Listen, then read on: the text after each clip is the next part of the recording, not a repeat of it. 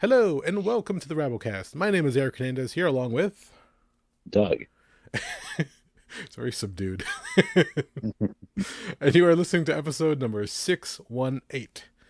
On this episode, this is a mishmash of different things going on now because I think we've covered a lot of different things. And I know we've talked about the summer movie season winding down and everything else. We talked about some streaming shows, comedians. Twisted Metal was one of the topics of conversation. What did we start off with? I don't even remember at this point. Neither do I. There were a lot of twists and turns and stuff and all kinds of things going on here. So there you go. It's a grab bag of different things on this episode. We hope you enjoy. We hope you stick around and find out what's going on. Because we already forgot, apparently.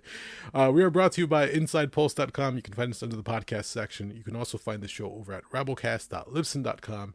Check out the YouTube channel, YouTube.com/Rabblecast. Again, it was mentioned on the show, audio only. If anybody's wondering, where's the video? There isn't none. Enjoy. We still say, send us a tweet at Rabblecast because we don't know what it's called at this point. Check out the Rabblecast Facebook fan page. And as always, you can email us, rabblecast@gmail.com. Simple, easy, stories, pictures, feedback, send them on over. That's about it. Anything else? Right and to the point. I like it. We don't need any more extraneous nonsense. There you go. Let's get into it. Enjoy the show.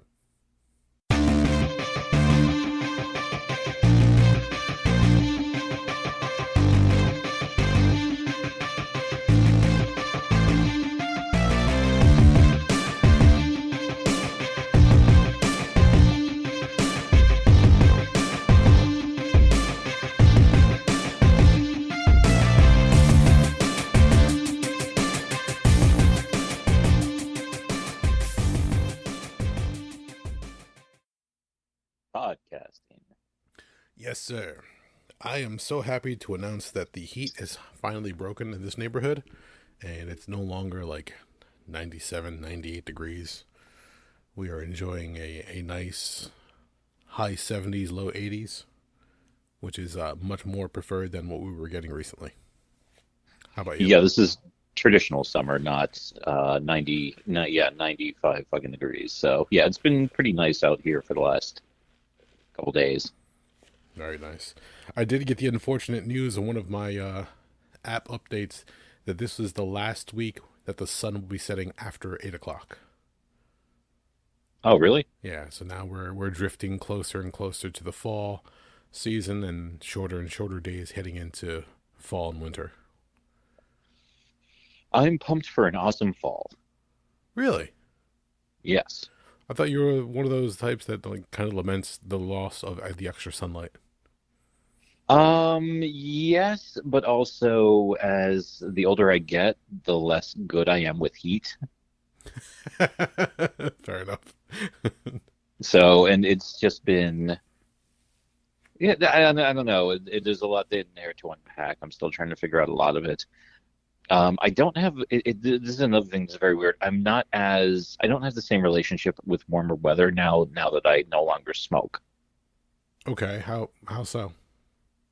For starters, one of my favorite things back when I still smoked was, yeah, it's summertime. It's like 11 o'clock at night. I'm going to go outside. I'm going to go have a cigarette. I don't want to have to put on, a coat and a hat and boots and this and that and the other thing. I just want to put on, a pair of shower shoes and just walk outside. I don't do that anymore because I haven't had a cigarette now in like a year and a half almost. So that's kind of one of those things where it's kind of gone away. Really haven't done the drive-in. Like I've yet to go to the drive-in once this season. So a lot of the stuff that I used to get really pumped up for the summer for, I just don't have to worry about anymore, or it just really hasn't come up as much. So just kind of been like, whatever. So, and yeah, I don't like air conditioning. It's necessary evil. Wait, so, all right, what don't you like about air conditioning? It has a very distinctive smell. That I agree with. Yes, absolutely. Yeah, so I'm just not as much of I just don't care for none of that nonsense. So I'd rather have like a cooler evening where I can open a window, put a fan in the window, and then kind of like hunker down under like my covers and be nice and warm and comfortable. Okay, fair enough. Yeah. I remember when I was younger, when we would go to visit family in Central America, um, there was no such thing as air conditioning out there. Hmm. And thankfully, we were going in the off season. So, what would normally be fall here, still pretty hot down there, rainy at times in the late afternoon and evenings. But once the sun poked back out again, the humidity would just jump up for a while. And then Yeah. it would like level out around midday usually because by that point everything would just dry up, and then you just have that dry heat going on until the next rainstorm. It was like a weird cycle. But I remember being in a bunch of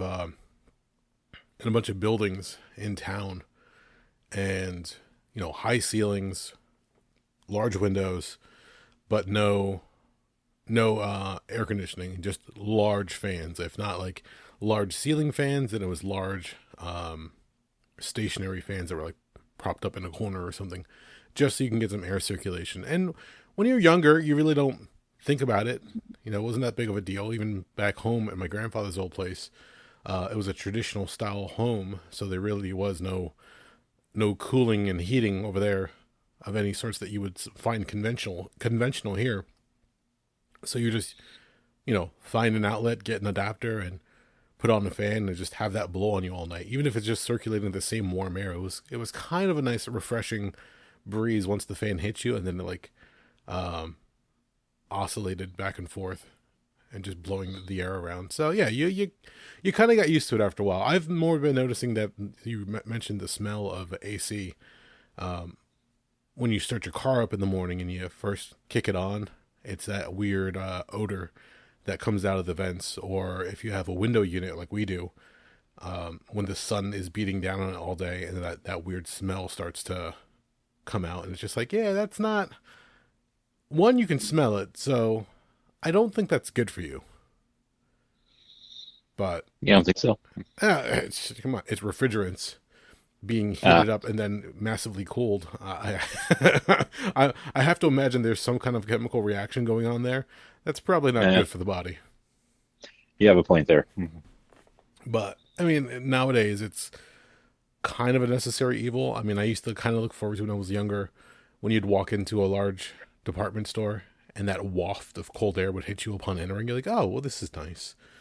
Nowadays, if I go to like a wholesaler and they'll have the stuff in the dairy section or the frozen section, you walk in and it's a cold room. Like it's in the 30s and 40s when you walk in.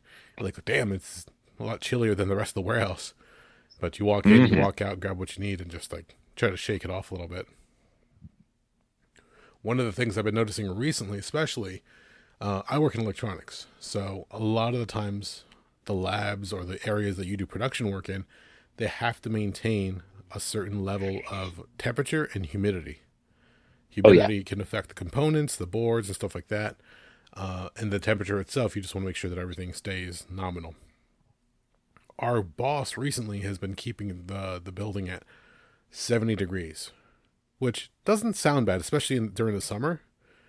But Yeah. early morning, especially like today when it was raining, oh God, did it suck. I walked out for a little bit during lunch, came back, I got a little wet as the rain started to come down. And that short walk from my car in the parking lot to the door, waiting for someone to let me back in, when I walked in and that blast of cold air hit me, I had this damp, cold feeling that I could not shake for at least an hour. Yeah. Oh, it sucked, man. I mean, I've got my lab coat and I'm walking around doing my stuff, but I'm like trying to rub my hands together, hugging myself a little bit just to try to warm up. I'm like, man, we're still in August and I'm sitting here trying to like knock off a chill. This is weird. So, And get another cup of coffee. yeah, exactly. That's what I did. And it just felt odd the entire time, but it's what you got to do sometimes. You just got to roll with it and see what happens. But, it's not, again, sometimes it's nice, but other times you're like, man, just fucking let the heat go up a little bit and we'd be a little bit more Hmm. comfortable. But again, you have to maintain because that's the rules. And No, I'm hemming and yeah, hawing no, and I heard yelling that. about that one. So There's whatchamacallit. I'm assuming too, in addition to the humidity and temperature levels, you also have ESP. hmm So yep, another regulation to make sure that you don't shock a board. We went over every year. We have a what is it, like a little training or orientation, and they usually tell you like when you rub your feet on the carpet and you go walk up to something that's metallic, or if you walk up to another person and you press your finger towards them, you get that little zap. Yeah, oh yeah, I oh can't yeah. remember how many thousand volts that is. That instantly I discharges from your finger. I want to say it's either 250 or 2500. Somewhere in that range, which is kind of outlandish. But then you have to remember, it's not the voltage that kills you; it's the current. And if you were able to amp that up, because I don't, it's a very low current, but the voltage itself that gets discharged can, well, it hurts when you do the little zap to a person, but to an electronic component, it can be devastating because it won't show on the surface. But if you have like an IC, an integrated circuit, or any other kind of chip, you could easily damage the internal, and it won't be visible, and it probably won't even fail like flat out upon first testing, but it greatly diminishes the performance level of that component down the line. How to turn a $5,000 circuit board into a pile of junk. Exactly. And it's happened a few times. People who don't know, people who have no clue what they're doing, they'll just grab something and, think everything's fine, but suddenly you get a failed return or an RMA, and you're just like, all right, what's the problem with this? And then you have to go hunting through, and it's a pain in the butt when you have to troubleshoot the ICs, because you're trying to find out what damaged the component, what caused it, is it repeatable, that kind of thing. I was just reading on Facebook earlier. I belong to a pinball repair group, and it's fun because Yeah. every now and then somebody will put up a game or a problem that they're having with a game, and they'll say, this just happened to this board. I replaced this IC, but this bank of lights on the right hand side are all out. I don't know what's wrong. Here are the pictures. Can anybody help me out? And then I'll chime in every now and then with like some of the basic stuff, but a lot more experienced repair people will go in and say, you have to check this bank or this fuse and check this leg of the chip, and just the information that you get run down Hmm. greatly isolates the problem, and 9 times out of 10 they can, by the pictures and by the description, they can narrow down the search area, and then the person who has the problem can usually fix it from there. Oh, yeah, pretty good. Yeah, So impressive. fun little things here and there. Hmm. So let me mention to you that this past Tuesday, if you recall, the theater in our area usually runs half night movies on Tuesday nights. I tried my darndest to go out and watch Oppenheimer, Yeah, and the damn place was packed. really. Yeah. I was at work. I checked seats. Oh, I'm like, oh, there's plenty of seats. I clicked on one of the seats in the back of the theater. I thought I had made my purchase. I was a little busy at the time doing paperwork at work. Didn't double check. Assumed that it went through. Got to the theater. Pulled up my phone. Like, wow, where's my ticket? Because I usually have a digital copy in my wallet. Yeah. I'm like, oh, it's not there. Let me go double check. And when I look up, all the seats were gone. There was one seat left in the very front row off to the left. I'm like, fuck that. I'm not going to go stadium seating or lounge seating and be right up front with the movie. Granted, I would have caught most of it, but I want to like enjoy it and take it all in visually to the point where I was like, I'm just gonna go home and try another night and see what happens. But I was so amped to go watch it. I got my drinks and everything else. I was like, oh fuck. Oh well. Obviously the best. Yeah. Yeah, I have to wait and see when I can go again. That's the problem. Just scheduling things out right now is the tricky part. But yeah, I'm hoping to catch that one. And then again, we mentioned a few other movies that are going to be wrapping up the summer movie season. Apparently, the new Ninja Turtles movie is being really well received, which makes me really Yeah, I'm happy. seeing it all over the place. Yeah. I'm not gonna Um, lie, I know nothing about it. I learned a few things here and there about it. Um, for anybody who's not familiar with it, the new Mutant Ninja Turtles movie, I can't even say it now. Mutant Mayhem is, I believe, produced by Seth Rogen and his company nowadays. Seth Rogen, if you remember him from Superbad, what was it? The other ones. Oh God, I'm blanking all of those. Pineapple Express. Um, Oh geez, he's been in dozens of things at this point yeah, since he broke out about 15 years ago.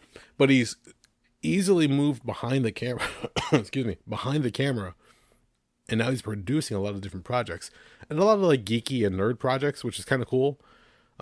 He did the TV series of Preacher, which I still have to finish off. I think I watched like the first two episodes, and from what I watched, they were pretty cool. So I have to catch up with that one. But he's taken on a bunch of different projects, one of which being Ninja Turtles with Nickelodeon, and it's the first time they've actually used voice actors who are in their teens to do the characters. Oh, interesting. Okay. So for that alone, it's a nice take on it. A lot of people are saying it's great. A lot of different voice cameos, and its performance, I believe, is right up there with the original Ninja Turtles movie itself. Oh, wow. Which is still considered one of the highest grossing indie films. That's an indie film? It was never taken on by a larger studio at the time. Oh, shit. I did not know that. That's wild. Eventually, New Line Cinema picked it up as for film distribution, but it was an independent film project. Oh, man. That's every day. So for that one back then, I can't. Like, if you do the box office adjusted for inflation and everything else, I do believe the current version is easily outperforming it. But that's, let's face it, different dollars from then and now. Also, audiences are much different, and you have a wide variety of ages now. You've got people in my age.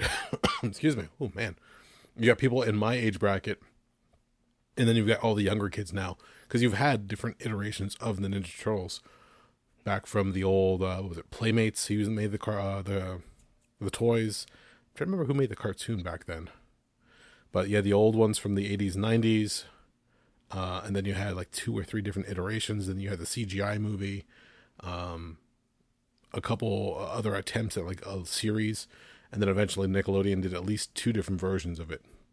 So they've had a lot of fun with it. They've found a way to keep an IP alive, which is something that happens, and once it becomes generational, every 10, 12 years, we'll have a different take on it, different version of it. It's kind of like Batman, Spider-Man, all that stuff, where it's always reimagined and always given a new life. And of course, new merchandise and new sales. So, oh, of course, the almighty dollar rules all. Speaking of different TV series, I finally was able to watch the rest of Twisted Metal. Have you caught it yet?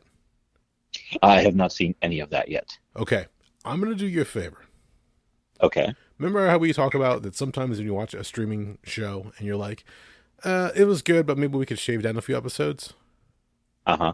Okay. Watch the first 2. And I say watch the first 2 because it lays down like the characters, the premise, everything else. Gives you the adventure that they're going to go on, whatever the case is. I say watch the first 2 because not only does it do that, but at the end of the first one, they introduce the character of Sweet Tooth. And then the second episode, it's pretty much a Sweet Tooth heavy episode. Mm-hmm. Then the first season on Peacock is only 10 episodes. You only have to watch the last 3 after that. Really? That bad? And no, not that it's that bad. That's the thing. Watch the show. It's a fun show. It's got fun dialogue, fun back and forth. The comedy is there. The violence is there. It's done well. My problem was that they weren't introducing the tournament. They make a reference to Calypso. You see a character that's that they allude to that it might be Calypso when they make the delivery, because in the first episode, Anthony Mackie's character of John Doe has to take whatever delivery package. He has to go to Chicago, grab whatever is there, and then bring it back. Chicago is where supposedly Calypso is. You don't really get to see him. You just get to hear a weird maniacal voice, whatever the case is. The reason I say watch episodes 8, 9, and 10, I believe it's episode 8 where you meet the leader of the religious group. I can't remember the name of it off the top of my head. But they have a cult leader. So all the women like pretty much make all the men bow down, but they have one specific cult leader that, rallies them all together. And they get all excited over like cars and hardware, and they look down on sinners. The cult leader is played by Jason Mantzoukas. Oh, really? Which gets really fucking crazy. And at one point when Anthony Mackie's character takes him on in a physical fight. He snorts some kind of drug or something like that. I can't remember what it was, or maybe even like injected himself. It was all a blur for me. But then they have a stunt double that looks like Mantzoukas, and he's doing kip ups, he's jumping around, he's doing crazy kicks. Mantzoukas looks like a star. Wow, fuck Because yeah. not only does he deliver his lines very well, because it's, let's face it, it's Jason Mantzoukas. For those of you who don't know, how did this get made? Jason Mantzoukas, or The League on FX, he was Rafi. Crazy character, lots of fun. The fact that they give him a chance to go out there and just be nuts was great. And then after that, the ninth episode. Spoilers for anybody who hasn't watched it yet. If you haven't, please go check it out. The ninth episode, they finally introduced the car of Roadkill. So, Okay. Anthony Mackie drives around this car. He refers to as Evelyn. It's like a beat up sports car. It's with him ever since he could remember, because he, at one point, his character loses his memory, doesn't know where he come from, doesn't know who he is, hence the name John Doe. When he and his friend Quiet find the car, they soup it up and they get it ready, and then they're going to confront the one guy, Agent Stone, who's essentially outlaw from the games. The 10th episode starts with like an all-out battle in this like open lot or open field. So it's a glimpse of the car combat that's, famous from the games. You have your missiles, you have the homing missiles. It was Roadkill, Sweet Tooth, Darkside, Twister, Outlaw, and like one or two other cars. And it just goes nuts as far as the car combat's concerned. When everything is said and done and everything is taken care of, and John Doe completes his mission, gets back to where he has to get back to, he gets what he wants. He gets a chance to live in one of the walled cities, so he doesn't have to worry about the crazy world on the outside.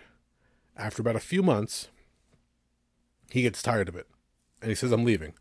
And they said, "Well, you can't leave." Again, spoilers for anybody who hasn't seen it. There's more to the story in of itself.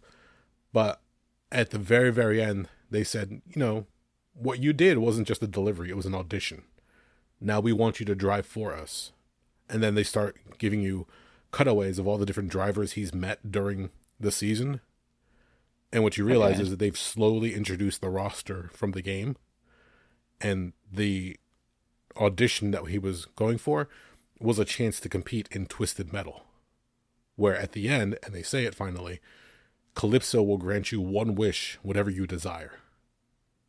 So season 2 is finally going to be the tournament.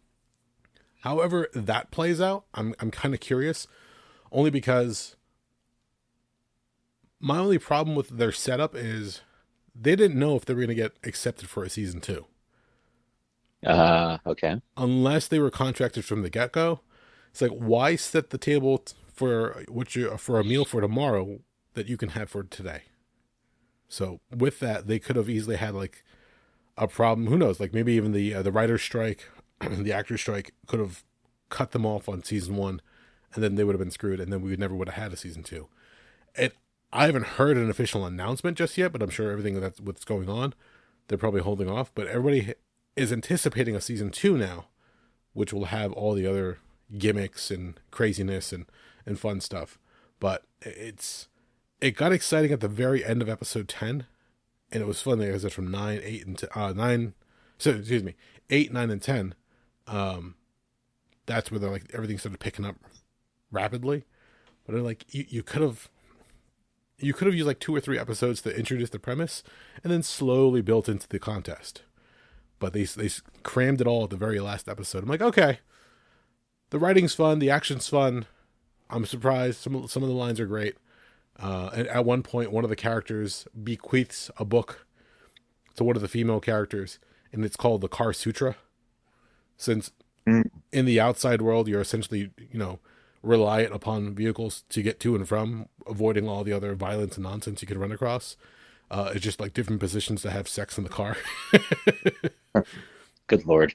And they end up using it in one of the episodes, which was kind of funny. But like I said, it's a fun show. If you want to take the shortened version of it, episodes 1 and 2, and then the final 3, you're cutting out half of the rest of the storyline, but at the very least, you're getting what's the real meat and potatoes of the entire series. And from there, it's loads of fun. So It now is on what, Hulu? that one's on Peacock. Funny enough, Peacock. Okay, got it. and it's being touted as like one of their highest rated originals at this point. So with that being said, I think it's safe to say you're going to get a season two, being that it's been getting such great reviews and very good ratings. So we'll see what happens with that one. But I was happy that the game produced a fun product like that. I'm just hoping that they can maintain it for the second season and see what happens. You know what's also really kind of wild about this one too? What's that? This Twisted Metal, I've been hearing about them trying to develop that into a TV show for at least a decade now. Yeah, about that. Yeah. So it's wild that they finally, it took them forever, but they finally got it going. So, If I recall correctly, Sony, when they were doing their PlayStation TV, they were yeah, trying to do their own channel for live action or different projects. They had, what was the name of it? It was from Brian Michael Bendis and I can't remember the first name of the artist, something Oming. They had a book called Powers that was an independently made book. I believe at the time it was for Image Comics. okay. And it was a detective story involving superheroes. One of the big first storylines is who killed Retro Girl? Like, how can somebody kill a superhero? PlayStation Television actually had, I believe, 1 or 2 seasons of Powers live action, which is a shame because not many people really watched it, like outside of that, because obviously it's exclusive to a platform. And I don't know if it's available. I mean, I'm sure you look online on YouTube, you can probably find, unofficial copies of it. I would have loved to have seen that one on a larger platform and to get more attention. But I do believe it was that same platform where they were trying to develop a Twisted Metal game, a TV show, and it just never really took off. I don't know if it was budget constraints or whatever the case was, but it took some time. And then after that, the channel itself got shut down. All right. Okay. Yeah, I don't know exactly what goes into running a channel. I mean, nowadays you can sign into YouTube, create an account, create a video channel, and after like a probation period, like I don't know if it was like 6 months or something like that, they'll limit you to a certain video length. But after that you can make whatever you want. You can just make video upon video and post them up left and right. I mean, hell, we have one for the show. We put up audio, only to find out we actually might not be getting the reach I was hoping on YouTube. Mostly because now they're not censoring you, but if you don't self-censor yourself, then your content gets taken out of rotation by the algorithm On YouTube? on YouTube. Wow. Jesus. Good Remember, Lord. there was something's in the background. I was telling you about. I was watching a wrestling video where they're talking about the different weapons used in wrestling, like the top 10 favorite weapons or something like that. Okay. You're not allowed to say weapon in the video. They even not beeped it out, but they kind of like overdubbed it. So whenever they would say a weapon, the sound would drop out. I've noticed that. I've noticed a lot of comedians now, they actually have to beep out their curse words. So if you hear shit on this show, it's because I'm not bothering to put a beep in if I curse or if you curse. I don't give a damn. If you curse, it's everyday language as far as I'm concerned. Yes, other people can come across this channel, but let's face it, we're all adults. We can take it. If you hear that, the algorithm will pick it out and say, nope, and will remove you from regular rotation or regular exposure, I guess you can say, and what kind of buries you a little bit. Also, if like within the first 30 seconds, if you use a curse word, apparently that like hurts your rating or your viewability. There's all these little weird nuances and rules when it comes to streaming nowadays that it gets silly, because before you could pretty much put anything on YouTube and get away with it. Yeah, there were certain things as far as violence or nudity that would be called into play, but even that, depending if it's a medical video or if it's history video, something like that, they might allow certain things. But for the Hmm. most part, if you're just trying to show full on nudity or like an old 80s raunchy comedy, you can't get away with it. So it's kind of weird what they've done nowadays. And I don't know if I'm okay with it. I just put the show up for anybody who wants to make it easier to find. Because if they don't want to go to rabblecast.libsyn.com, I get it. If you don't want to set up the feed or whatever, subscribe, I get it. If you don't want to go to insidepulse.com and download it from there, I get it, even though it takes you back over to rabblecast.libsyn.com. It's just weird how like they have little rules in place, and they put it in the fine print nowadays because they constantly upgrade their terms of service agreements and everything else. So every time you agree, every time you click on it, it's just like, oh, okay, you're just agreeing to the new set of rules that we're setting forth, and your channel has to conform to it.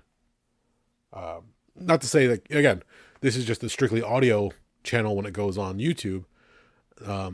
It's the thumbnail of the show and then whatever else, whatever we say. There's no video involved with it, even though I've toyed with other ideas of trying to do something like maybe rotating thumbnails and stuff like that, just to keep it interesting. But again, this show is audio only, so enjoy it for what it is because you're not paying for it. Hmm. It's free for now, yeah. Exactly. Oh, again, like I've thought of other ideas. Jimmy has mentioned that we should like do a Patreon at the very least for anybody who is a diehard fan.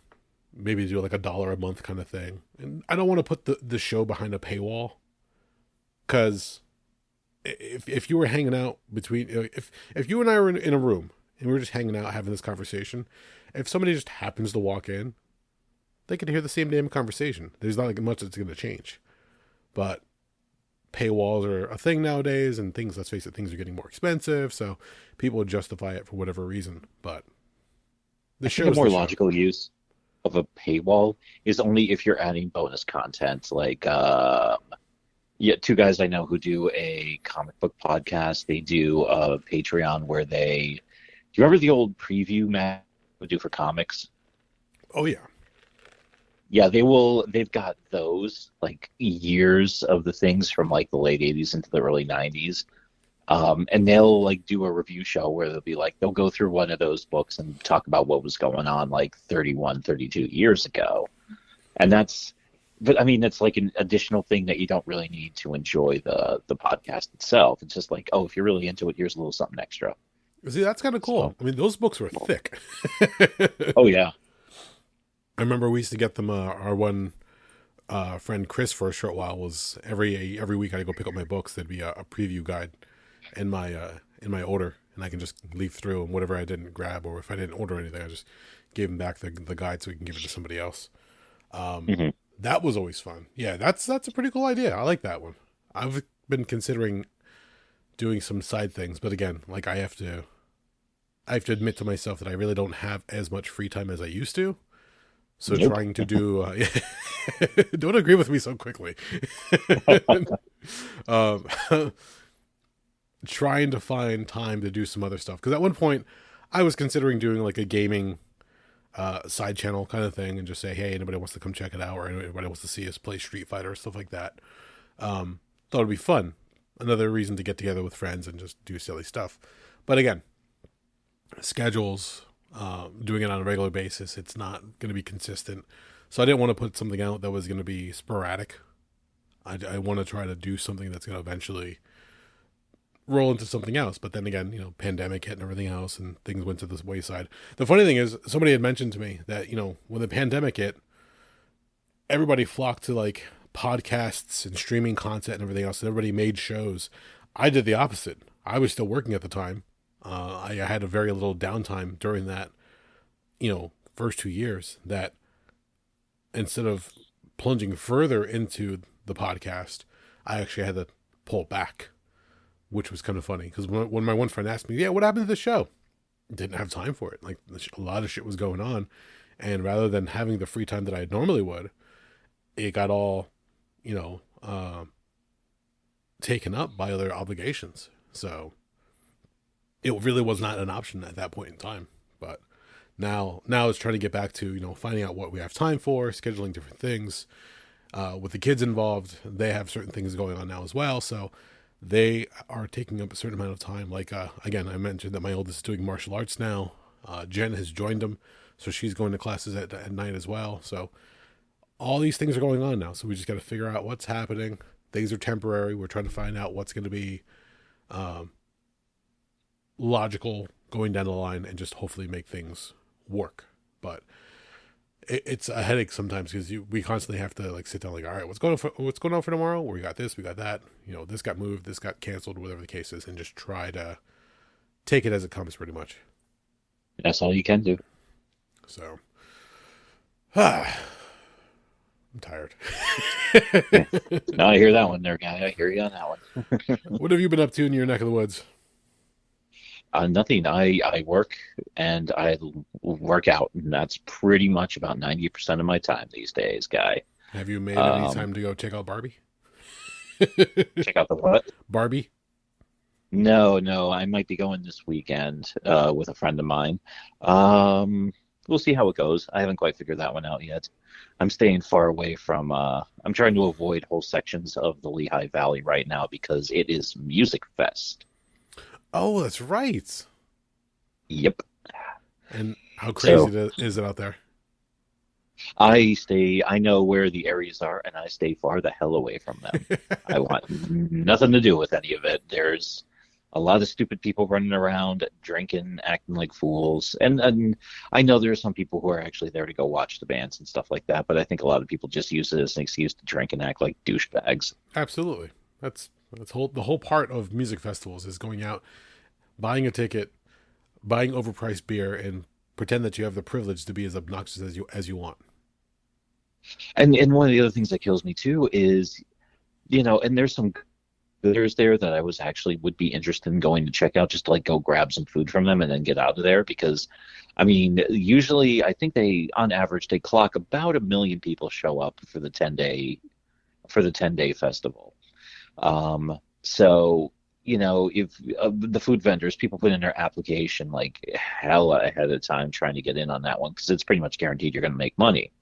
But even if you go down to it, you can't just like go in there and just buy food. Like you have to go to the one station and you have to exchange cash for tickets for the event, and then you use the tickets to go get food. So it's kind of a pain in the ass. Why do they do that? Out of curiosity, is it like a security? I don't even know how to put it. Security risk that they're worried about? People walking around with so much money? I have no idea. I mean, I really don't have any clue whatsoever because, I mean, I always thought the logic was that it pretty much guarantees that they're going to make extra money because, people are not going to use up all their tickets. So, especially with how like overpriced all the alcohol and food is. Fair. So okay. I was like scummy way of like making your extra cash. So yeah, because you're essentially if there's go ahead. You're essentially exchanging your money for their currency as far as tickets are concerned. Yep. So I don't know. That seems frustrating. Yeah, it's not very good, but it's kind of part and parcel of the whole thing. Like last time I went to it was about 2 years ago. I went there because some people I knew were there, so I went to go socialize. And honestly, I think I bought one beer. Was miserably hot, so after that, it was just like, yeah, we're getting the hell out of here. So and also it's like some genius along the way decided, oh yeah, late July, early August around here, what a perfect time to have a street festival when it's usually when the heat's at its absolute worst. So yeah, you would think like springtime might be the better time for that, but then again, summertime, people are off of work or out of school, whatever the case is. I don't know. Yeah, I never understood it, but this year they're also celebrating their 40th anniversary as well. So that's the other big to do. All right. Yeah, I've been noticing more and more. If you go to music festivals, if they have like food truck festivals where they have just like 5 or 10 food trucks get together in a parking lot area, whatever the case is, or a park. We just recently took our kids to a fireman's carnival just in town, and it was the same thing. You walk in, you pay for the tickets, or in the case of our son, he wanted to go on the rides, so we bought him a wristband. I can't remember how many dollars that was, or what the price was. But it essentially allowed him to go anything on any ride from there. But any of the games of chance, knock down the milk bottles, make a basketball in the hoop, or the ping pong bounce, all that stuff was cash independently. It wasn't part of the wristband. But yeah, I just noticed it more and more. Like, you either buy tickets or you buy a card and you get coupons loaded onto them, and then use those throughout the carnival or throughout the park. Yeah, it's a hell of a scam. It really is, because at that point, like you said, if you don't use them all, and sometimes we'll have like an odd number for some of the different things, and unless you plan it right, you're going to be losing out a couple bucks here and there, but you don't get them back. You're lucky if that same carnival is, in a nearby town, or you can try to use it up, or pass it off to somebody else. Then you're out a few bucks. So yeah, I don't know. That seems kind of shady to me. Yeah, I don't care for it. Yeah, to me, I'm sure there's some type of logic in the whole thing, but I don't see it. And I'm not terribly interested anyway, because, yeah, I mean, I didn't care for large gatherings of people before the pandemic, and now I just am exhausted by them. So, yeah, it's just not my cup of tea anymore. Yeah, as we get older, it's less and less enticing to be in a group, especially of people you don't know. Oh, yeah. So, Especially last year, somebody got shot at the thing. at what, a music fest? Yeah. No shit, I didn't hear about that one. It wasn't too crazy. It wasn't like a random act of violence. It was two guys who had issues with each other. I can't remember what it was. I think it may have been something over a woman, but it was a non-fatal shooting. I think the guy ended up shooting the other guy in the leg or something like that. And there's such a heavy police presence at the thing that they swooped down on those guys real quick and took care of it. For a second, I was hoping you were going to tell me they were arguing over Garth Brooks and whether he was country or rock and roll. And they both be wrong because he's ass. Come on, man. It's Garth Brooks. You don't got friends in low places? Uh, Did you hear the ongoing joke with Garth Brooks? There are two comedians, if you're not familiar with them, Tom Segura and Bert Kreischer. And they keep... Unfortunately. You're familiar with Finish them. your story and we'll get to those two jerk offs. Okay. They have had the ongoing joke on their show that Garth Brooks secretly murders and hides the bodies of different people depending on where his tour stops.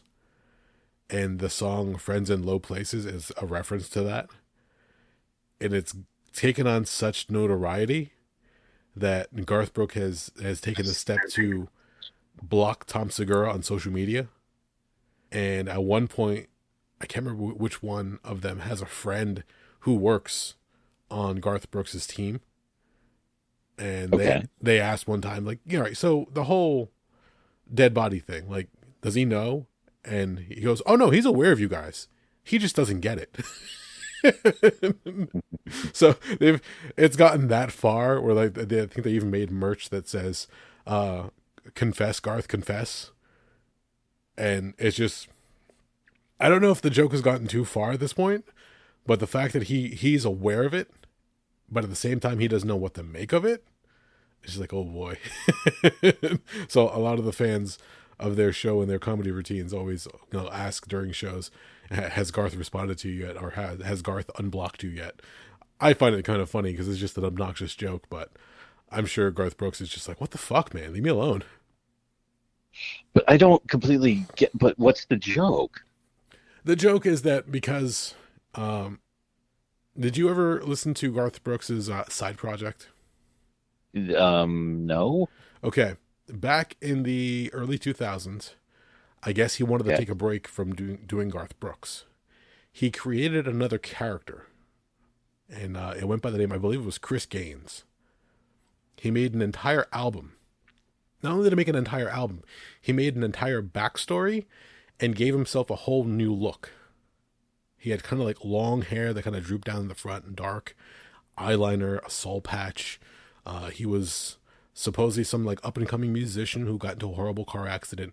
His face had to be, repaired with plastic surgery, and the album is his woes and tragedies as he went through that phase of his life. Oh, vaguely remember this. Okay. I'm vaguely recalling the details. I might be getting some of the stuff wrong, but essentially that's what it came down to. He just wanted to have like a solo project that wasn't Garth Brooks. Okay. And because of that, a lot of people were saying, "Oh, he's a psychopath." He's got a split personality, and Chris Gaines is the dark version of Garth Brooks. I was like, "Oh, come on, guys, let him have his fun." For the record, I have no problem with Garth Brooks. I've heard plenty of his songs growing up. Some of his songs were earworms, and they're hits. I am not a huge fan of country music, but Garth Brooks did stick out. And for a while, like when my brothers would have parties and everything else, Friends in Low Places, Thunder Rolls, songs like that were really, really catchy. Was Achy Breaky Heart his? I can't remember. No, that was Billy Ray Cyrus. Thank you. See, again, I I knew of it, didn't know where it came from. But it was always fun because the songs were catchy, and especially when you have a bunch of drunk people in a basement just having fun. It was a good time. But, he's gone on. He's had his own superstardom, and that's where the whole thing of, Garth Brooks. The reason he's famous is because he's a little bit of country, and he's a little bit of rock and roll. Don't know if I ever bought that one, but whatever. He's a good stageman. He has presence. Good performer, and whatever that entails. But when he did that side project, it caught people off guard. People were like, what the hell's going on? Is this the end of Garth Brooks? Because they thought that was going to be it. He was just going to stick to that persona. A fun fact: Garth Brooks is a big fan of Kiss. So for him, really, yeah. So for him, it was his way of kind of like doing the whole thing of Kiss, because now he was trying to do a persona with a secret identity and all this other stuff, but everybody knew who he was. There was no hiding it.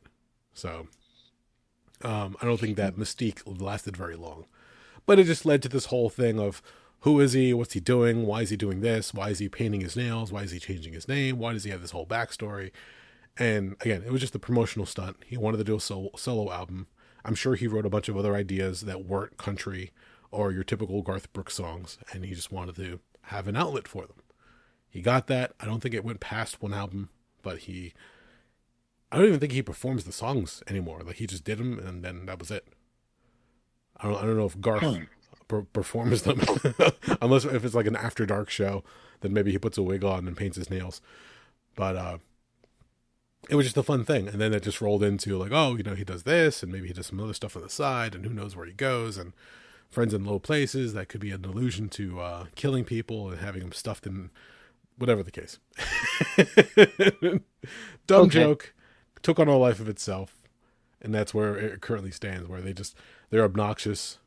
Kreischer and Segura are obnoxious to Garth Brooks when it comes to that. They don't mean anything spiteful from it. It was just like a fun little like weird jab, and it got notified, or it got awareness from Garth Brooks himself, and it just from there it was just like, sure, whatever, dude, and he just ignores him for the most part.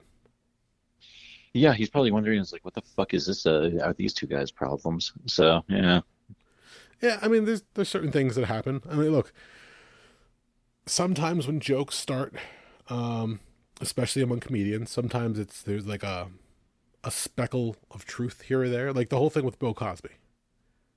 That was like the industry's worst kept secret. A lot of people talked about that before Hannibal Buress finally made it part of his routine, where it got a lot of notoriety, which then led to all the accusations and the court cases and everything else. But like, it was known that Cosby was an odd duck in the way that he portrayed himself backstage and amongst different people. Different stories kept popping up of people saying weird encounters, weird requirements from staff wherever he was staying, or from crew members, whatever the case was. So it was always talked about, but it was never fully like called to attention. Then finally, when people started saying, oh, what the fuck's going on here, and more investigating and more stories being told and more accounts being retold, then from there it just snowballed into what it became. And pretty much what it became was the canceling of Bill Cosby, the crumbling of his comedy empire, and this guy who was, America's TV dad really was just some creep who was using his influence to get away with a bunch of shit. So, don't know exactly what happened. I mean, there's enough stories out there that something had to have gone on. But again, it started out as a small joke. People were having fun about it. But then when you say something like that and people are like, wait, is that true? And then from there, it just kept snowballing and snowballing and snowballing. Same thing with Harvey Weinstein. Like, that was talked about for a long time. There were jokes made about him for a long time, the way he treated a lot of Hollywood actresses. And nobody said anything. Why? He was a person of influence and power. So eventually, once those stories started amassing, those people started coming forward, same thing. Jokes were being made, people saying, hey, is that true? And then it just kept going from there. And then it came down to the legal trials, the accusations, the jail time in his case especially. Same thing for Cosby. He served some jail time. It just is what it is. But it's crazy what can start as like a small rumor. Not to say, let me cover my ass here. Not to say that Garth Brooks has murdered anybody as either Garth Brooks or Chris Gaines. But it was a fun, hey, did you hear this? And just like play around with it. But then it just became like the game of telephone, where every time you would repeat the story to somebody else, like another detail was added, another thing was exaggerated and stuff like that. So I don't know. Now I'm just rambling. I was just letting you go because this was all news to me. Oh, really? Yeah, I don't really. I'll be the first to admit I'm a very severe judge of comedy, and neither of those guys have I ever found funny. Really? Yeah, I don't really like either of them. I think they're both kind of annoying. I can see that. Name 3 comedians you like.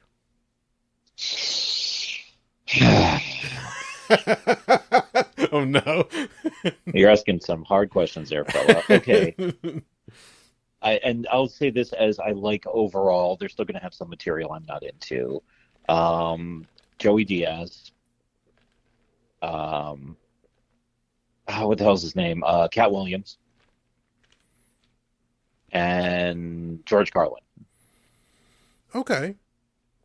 Anybody more recent, out of curiosity? Like, Joey Diaz is still performing from time to time. I don't know when the last time Cat Williams performed, and George Carlin, unfortunately, has passed. Yeah, he's been gone for, good God, I think he's been dead for about 15 years now, something like that. Close to, yeah. Anybody more recent? Does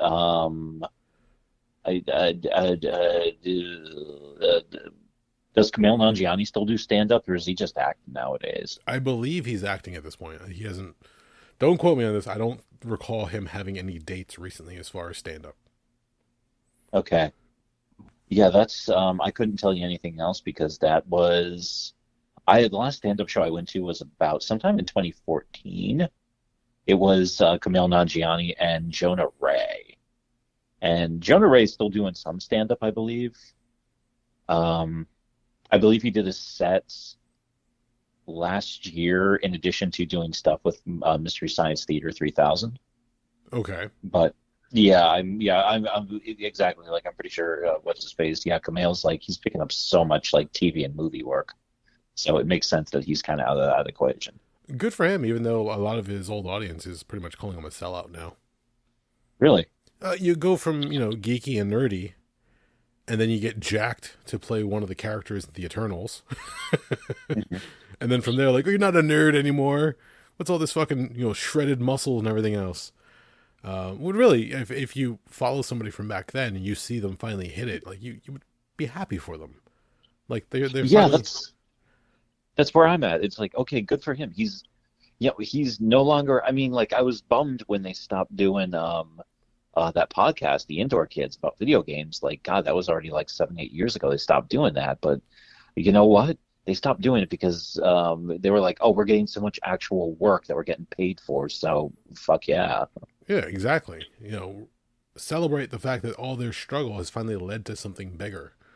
Trying to think what else. Because I know you and I have gone to a couple comedy shows together. Chris Hardwick in particular, but I don't see him performing anytime recently. It's been a long while since he's done shows. Yeah, I have no idea what the hell he's even up to nowadays. Uh, the the Nerdist podcast, or now it was the ID10T podcast, after he parted ways with Nerdist and Legendary, that stopped after a while, and I thought it was like maybe he's just taking a short hiatus because I remember they announced that he and his wife were expecting their first child. They're busy on the different projects, whatever the case was. I know he's attended a few like red carpet events here and there, but Hmm. otherwise he hasn't done anything big.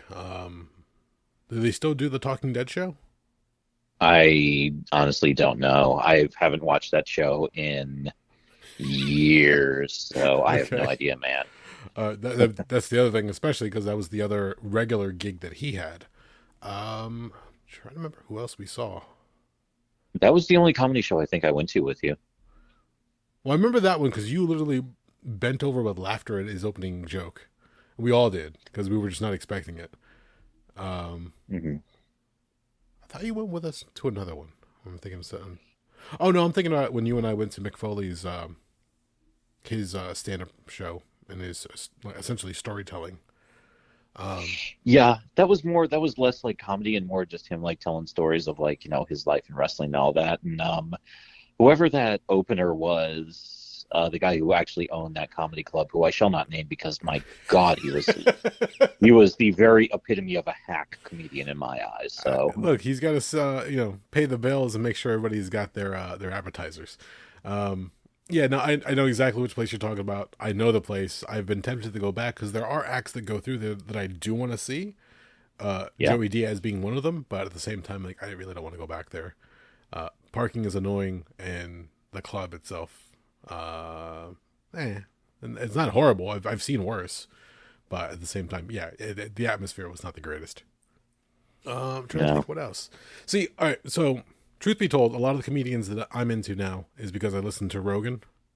Um, okay, whatever anybody's opinion on Joe Rogan is, whatever the case is, it's an entertaining podcast to me because he has different guests on wide range of variety, from comedians to movie directors, producers, scientists, archaeologists, doctors. He's if the conversation is interesting to him, he'll have the show. Nobody books it for him. He claims he does it all himself, which is pretty cool considering the wide variety of characters that he has on there. That being said, he's been fostering the comedy boom in Austin, Texas. And this is after the fallout after the pandemic, where LA kind of crumbled. The comedy store wasn't what it used to be, especially after Mitzi's passing, Mitzi being Mitzi Shore, Pauly Shore's mom. Um, when he finally up and left LA during the pandemic, he went to Austin, Texas, and he goes, "Oh, this is a great place. This would be fun to open up a club here." He convinced a lot of his friends to move down there, and they had a blast. Now they have the Comedy Mothership. I know we've mentioned it once or twice on this show itself. Um, that's been doing really well, and now there's like a little community of comedians that are either moving to Texas or if not, they're frequenting Texas a lot more because of this. Rogan himself is pretty good with his routine, whether you like him or not. Um, Everybody has their own opinion. Tom Segura can be annoying. He's got a weird personality. If you watch his show, Your Mom's House, he does it with his wife. okay, okay. You can see where he's got like this weird methodology when it comes to comedy. Sometimes it borders on just like really dark stuff. But Kreischer is funny only because he's the never-ending frat boy. If you remember the Uh-huh. movie Van Wilder, starring Ryan Reynolds, Oh yeah, apparently that movie is based off of Burt Kreischer and his time in college. really? Yeah, I mean, again, based on a true story, exaggerated some parts, but it was his story they took, his story that they made into a movie. That in of itself is kind of crazy. And then if you ever hear his the Machine story, where he went to Russia on a school trip and ended up joining the Russian mafia and robbing his classmates. That story's been kind of crazy. The movie was put out back around Memorial Day. I wanted to check it out, but again, didn't have time to. So I'm waiting for it to be available on streaming. I don't want to rent or buy it at this point. If it becomes available, it becomes available. Who else do I watch?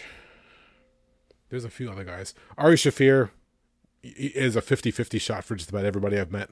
Some people love him because he's just ridiculous. Other people hate him because he's just outright crude is the best way to put it. Trying to think of and Dave Chappelle. Dave Chappelle usually does shows with Rogan. He'll pop in from time to time and people are like, what the fuck? And it goes from there. And again, the new generation of comedians that are coming up and they're giving show times to, open mics to, and they're just developing their craft now because they have a place to call home in Austin, Texas. So that becomes a little bit more exciting because if I remember correctly, back when you and I were listening to podcasts, at the time was a relatively newer thing. A lot of comedians were doing podcasts. And like Pete Holmes, you mentioned Kamal Nanjiani and Jonah Ray. I mentioned Chris Hardwick before. A lot of those guys were developing different routines. They were fostering new people in their friend circles. Nerd Melt was one of the places that they'd perform at, the one comic book shop. And they would just try a bunch of different things to see what would stick. And for a while, it was working for them. There was a comedy boom, especially for the alt comedy scene was becoming really, really popular. Same thing with How Did This Get Made? Paul Scheer, Manzukis, and June Diane Raphael. Not necessarily stand-up comedians, but they do comedy writing. So a lot of that was just really, really, really popular. Things have changed. Yep. Things have shifted. So it's not all the shows are there. I can't remember the last time I watched a Pete Holmes stand-up. It's been quite some time. Does he still do his podcast? Yeah, he still does. You Made It Weird. Yeah, he's still going. Okay, because I remember it took a hiatus for a short while. He was doing. He had his HBO show for a while. Oh yeah, I remember that. Yeah, I never saw any of that. Crashing. It was a fun show. It was essentially the retelling of his story, how he broke into comedy initially. One of the sticking points for that one was Artie Lang was one of the recurring characters on the show, but it was right around the time Artie Lang was trying to stay sober. Yeah. And he would pop up and he would do his scenes and everybody loved him. He was hysterical, but then he like disappeared for like days or weeks on end and nobody knew what the fuck he was doing. And I think I got to the point where they had pretty much had to write him out because they couldn't rely on him showing up. Well, that was kind of the big problem the guy had. I mean, he was fighting fucking heroin addiction. So yeah, that's some serious shit right there. It's not good when you pay a guy in your staff to say, make sure nobody brings this shit near me. I don't want to do drugs. I want to stay away from. Then you turn around to the other guy and go, hey, can you find me some drugs? I don't care what you have to do. Bring it to me. Yeah, it's that's not good. No. And then the other story he told was when he had to go into like some shady ass neighborhoods to find what he was looking for. And then he inadvertently would make friends with the guy he's buying from. Because now they'd say, how about I get some tickets to the next show? Or how about you invite me to tonight's show, whatever the case is. And you don't want to say yes necessarily, but when they show up at the club and they're like, hey, Artie! And then you have to explain who the guy is. It's like, fuck my addiction. What the fuck? I get that. It's really, really stressful, really weird, very complicated really quickly. But okay, Pete Holmes still does his. I stopped listening to Mark Maron a long time ago. He just got very whiny's not the word.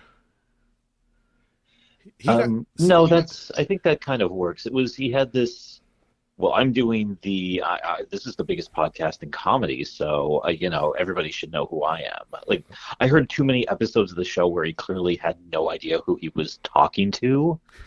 And it's one of those deals where it's like, Jesus fucking Christ, this is a big enough podcast. Have one of your assistants at least write you up like a dossier on the person that you can read beforehand, so you actually sound like you've done like some modicum of research on them. Yeah. I forgot, and this was an episode from like 2014, 2015. This was after, I think when he had Obama on. Like when you have a sitting president on your show, that's like big shit. But yeah, I heard somebody else on there. I was like, oh, that person's pretty funny. Let me check this out. And it's like, Maron might as well have said at one point, who are you? Yeah, but that's pretty much what it came down to. My biggest problem with Maron ended up becoming that he was railing against all the superhero movies. Hmm. He was not a fan. They're like, oh, they're killing independent film and this and that. There's nothing for small indie films or theatrical events. It just gets kind of crazy after a while. And then all of a sudden, he gets an offer because of his TV show, probably because of the interview with Obama and everything else. He had more offers coming in the door all of a sudden.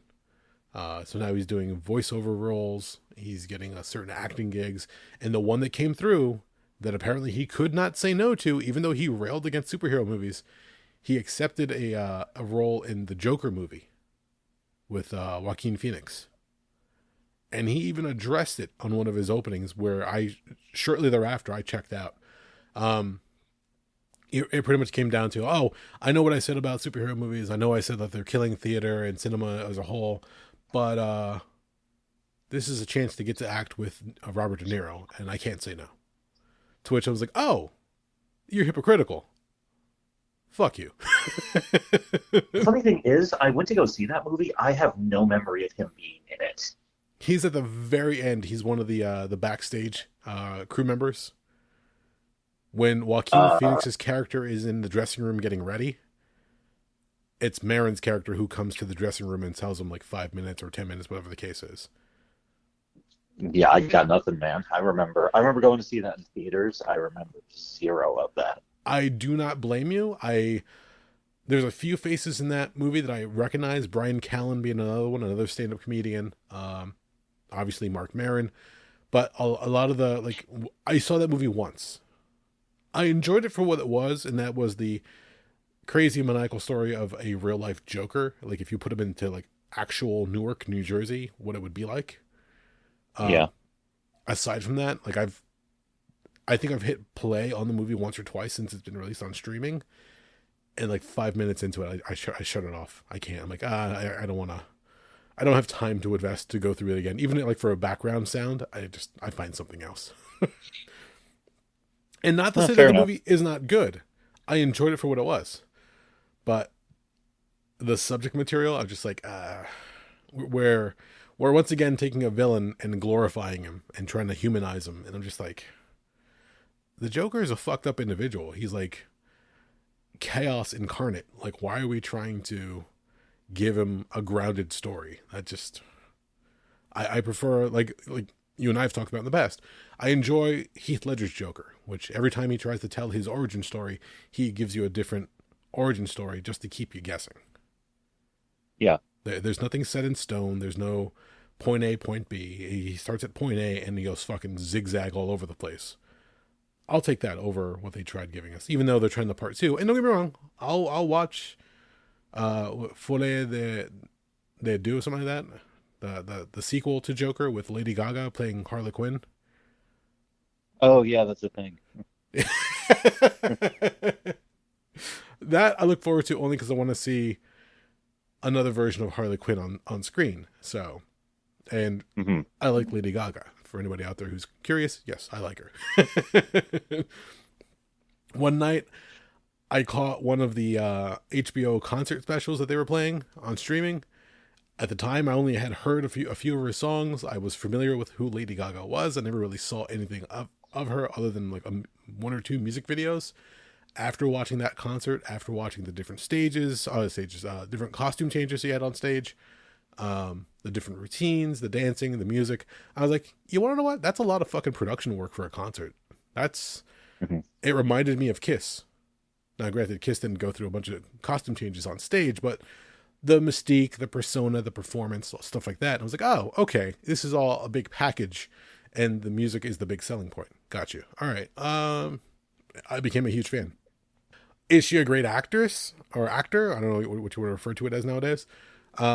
I don't know. I have not seen House of Gucci, which apparently she was not so great in, from what I've heard. But I'm curious to see what they can pull off in the second Joker film. And like I said, I'll probably watch it once and then forget about it. So we'll see what happens. It's a tougher one for me too because I like a lot of Todd Phillips' work and he directed Joker. I'm not sure if he's doing the second one. I haven't looked into it at all. I believe he is. What's that? I believe he is doing the second one. Okay. And yeah, Todd Phillips is a great director. what the hell is it called? Jesus H Christ, I can't remember shit tonight. The Hangover. The first Hangover is an excellent fucking movie. Yes. Uh, I never bothered watching the second and third ones because I never needed to. But between that, Road Trip, which I actually thought was pretty funny, and he also did one of the best music documentaries I've ever seen, the Gigi Allen documentary back in '93 when he was, good Christ, I think he was still in college at that point. Yeah, you put all that together, and it's like, okay, I'm pretty much on board with what this guy is up to. But yeah, that's another one of those movies where I just looked at it and it's like, you know what? I don't need, and it's echoing a lot of what you said. I don't need a sympathetic version of the Joker. I don't need to know like this poor downtrodden tale. Like a lot of times I want to watch a movie to escape. Yeah. I don't want to be reminded of how fucked the world is right now. So I don't need to see this movie about like, oh, here's a guy who's, one of the poor, downtrodden, underclass folks in Gotham City. And, Thomas Wayne is this rich prick asshole. And the guys that work for him are rich prick assholes. And, it gets into all this stuff. And I was like, after a certain while, I was like, this is just let me walk away from reality for a little while and just fucking relax. Could you? Could you please? So, like, stop with that shit. And truth be told, that was one of the bigger complaints about earlier this year. There was a new Evil Dead movie. Evil Dead Rise came out. Yes. And one of the things that really annoyed me about it was they spent the first part of the movie being like, well, here's the poor single mom, and she's having a tough time keeping her family together, and all her kids are acting up, and she's going to get thrown out of her place. And I was like, just give me some fucking Deadites. Like, for fuck's sake. Like, stop. Like, fucking stop with reality. It's like if I want to deal with reality, like, I got enough headaches. It's like any Godzilla movie made here in the States, they have to have a human component to it. Like, I just want to see big kaiju. I want to see huge kaijus and cities being destroyed and power blasts and sliding drop kicks. Like, cut the shit. I don't need a human component to the story. Yeah, I mean, good fucking God. It was like in that stupid ass 2014 Godzilla with I can't remember the guy who was in it. Shia LaBeouf, maybe? The one from Legendary Pictures? Yeah. Aaron Taylor Johnson. Okay. He played Quicksilver. Yeah, the whole thing where, the entire thing, I remember there was something about that one. In fact, I'm just going to shut up now because I can't remember what exactly annoyed me about it, but it annoyed me. No, it was the whole military side story. Like, there was no reason for that story to be included in the movie other than to save money on the effects and just, give you more, again, humanization of what's happening on the ground when Godzilla and all these other nameless kaiju are fighting each other. So, no, I get it. Just to give you a rundown of Todd Phillips, because he's had a very interesting resume. He went from like comedy movies to Joker, which is a very different type of movie. You mentioned Road Trip, the movie Old School in 2003, the remake of Starsky and Hutch, School for Scoundrels. He wrote on the movie Borat with Sacha Baron Cohen, The Hangover 2009, Due Date 2010, Hangovers Part 2 and 3, which, like you said, you really don't... Part 2 is a carbon copy of 1, and Part 3, they just went into weird territory that, it's fun for closure of the story, but it got away from what the original one was. War Dogs in 2016, 2019 is Joker, and then in 2024 is Joker Folie à Deux. I believe that's how you pronounce it. I think a dance for two or something like that. But okay, they're fun. Road Trip, Old School especially, they're like old school comedies at this point that you won't see nowadays, unfortunately. Past that, I mean, there was really nothing else that I was really excited for. The Hangover was fun just because that weird buddy comedy of what could go wrong goes wrong. Yeah, he's made quite a bit of a reputation for himself, especially because when they did the first Joker movie, I remember reading reports where both him and Joaquin Phoenix were like, that's it, we don't have plans for another one. This is like a one and done. And it performed very well at the box office, to which Warner Brothers was like, no, we will back a truck of money up to your houses. Please do a second one. Like, we don't even know when to start. Like, we will back 2 trucks of money up to your houses. Please write a second one. To which they're like, okay. So that's what happened with that one. But yeah, it's a different era. Like, you can't get away with a bunch of movies. I remember years ago, this had been like 15 years ago already, or more, they were trying to make a remake of Revenge of the Nerds. Uh-huh. And they could not get it off the ground. No university would take them on because they knew the reputation of the first one. The old Revenge of the Nerds is quite raunchy. Comedic, yes. It's a different time nowadays in terms of like nerds versus jocks, or just nerds being ostracized. They're no longer the outcasts. Nerds pretty much run everything nowadays. And then there's that questionable moment in the bouncing funhouse at the end of the movie at the carnival. So Yeah. Yeah, just a little. yeah, you really can't do that one nowadays and not get called on that. You know, even that one now is frowned upon in certain ways, except for the concert at the very end with the electric violin. Well, that's just amazing. But hey, it is what it is. Mm-hmm. Sir, I think we put our time in for tonight. I think you are correct, my good man. How do you feel? Tired. I hear you, man. I'm over here. Even though it's cooled off quite a bit, it's still warm as hell in this room. So I think I'm just gonna go relax for a little while and maybe take a walk out in the breeze and see what podcasts I'm behind on. So There you go. All right. Anything else to add? Absolutely nothing. No updates on Wings on Wings? Nothing.